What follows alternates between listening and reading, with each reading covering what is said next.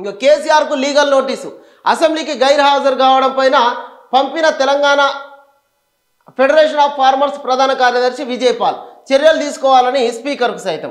ఎమ్మెల్యేగా ప్రతిపక్ష నేతగా అధికారంలో ఉన్న అంటే ప్రతిపక్ష నేతగా ఉన్నటువంటి కేసీఆర్ అసెంబ్లీకి రాకపోవడం, ఇది అసెంబ్లీ రూల్స్కి విరుద్ధంగా ఒక 6 నెలల పాటు ఏ శాసనసభ్యుడైనా అసెంబ్లీకి రాకపోతే ఆయన పైన చర్యలు తీసుకునేటువంటి అవకాశం స్పీకర్కు ఉన్నది.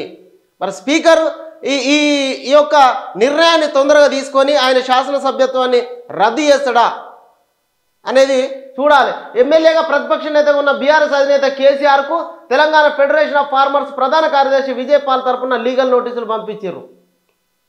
ఎందుకు? ఈయన ప్రతిపక్ష నేతగా ఉంటే మాట్లాడాలి కదా. ఇలా కరెంట్ వస్తలేదని ఫామ్ హౌస్లో కూర్చొని మాట్లాడితే లెక్కలోకి రాదు. ఇలా రైతులకు రైతు బంధు వస్తలేదని ఫామ్ హౌస్లో కూర్చొని మాట్లాడితే లెక్క లోపలికి రాదు.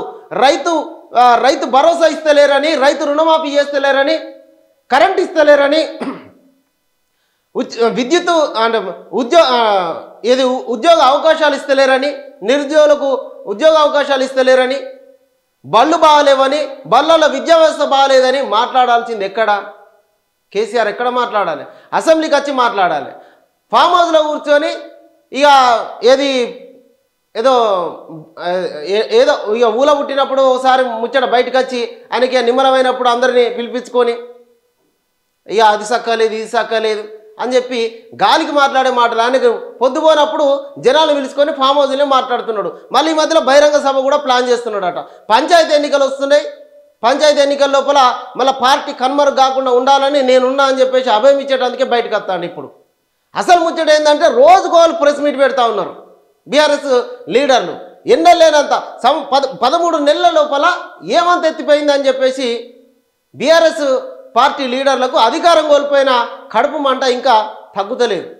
13 నెలల లోపల కాంగ్రెస్ ప్రభుత్వం అధికారంలోకి వచ్చినాక 50,000కు పైగా ఉద్యోగాలు ఇచ్చిన మాట వాస్తవం కాదా? మహిళలకు ఫ్రీ బస్సు ఇస్తున్నటువంటి ముచ్చట వాస్తవం కాదా? రైతు రుణమాఫీ జరిగింది వాస్తవం కాదా? స్కిల్ యూనివర్సిటీలు కట్టిస్తున్నది వాస్తవం కాదా? మెడికల్ కాలేజీలు ఏర్పాటు అవుతున్నది వాస్తవం కాదా? రైతు బంధు ఇస్తున్నది వాస్తవం కాదా? ఆత్మీయ భరోసా కింద 12,000 రూపాయలు ఇస్తున్నది వాస్తవం కాదా? మరి దేని గురించి మీ కడుపు మంట? ఆయన అసలు ముచ్చట ఏంటంటే ఫిబ్రవరి 3వ తారీఖు అంటే ఇవాటి నుంచి రోజు తప్పించి రోజు ప్రజల అకౌంట్ల లోపల డబ్బులు పడబోతూ ఉన్నాయి. ఇందిరమ్మ ఇండ్లు ఇవ్వబోతూ ఉన్నారు. కేసీఆర్ హయాం లోపల డబుల్ బెడ్రూమ్లు కట్టి ఇవ్వనటువంటి ఆ పరిస్థితి మనం చూసినాం. ఇప్పుడు నియోజకవర్గాల లోపల గ్రామాల లోపల గ్రామానికి 30 ఇండ్ల చొప్పున ఇవ్వబోతా ఉన్నది కాంగ్రెస్ ప్రభుత్వం.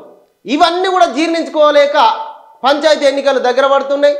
ఈ డబ్బులు రోజు తప్పించి రోజు అకౌంట్ల లోపల ప్రజలకు పడబోతున్నాయి. ఈ అంశాన్ని జీర్ణించుకోలేక బీఆర్ఎస్ లీడర్లు రోజు తప్పించి ప్రతిరోజు ప్రెస్ మీట్లు పెడతా ఉన్నారు. అసలు ముచ్చట గది. కేసీఆర్ను మరి మనం ఎందుకు ఇంకా ఫామ్ హౌస్లో ఉంటున్నాం, బయటికి రమ్మని లీగల్ నోటీసులు ఇచ్చారు.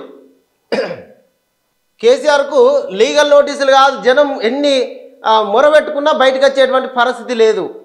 ఎందుకంటే అధికారం ఇచ్చిన ప్రజల కోసం కొట్లాడడానికి కేసీఆర్ ఎప్పుడు కూడా ముందుగా లేడు. అధికారం కోల్పోయిన తర్వాత ప్రజల కోసం ఉండాలి. అధికారం ఉంటేనే మేము ప్రజల తరపున ఉంటామంటే అది కరెక్ట్ కాదు.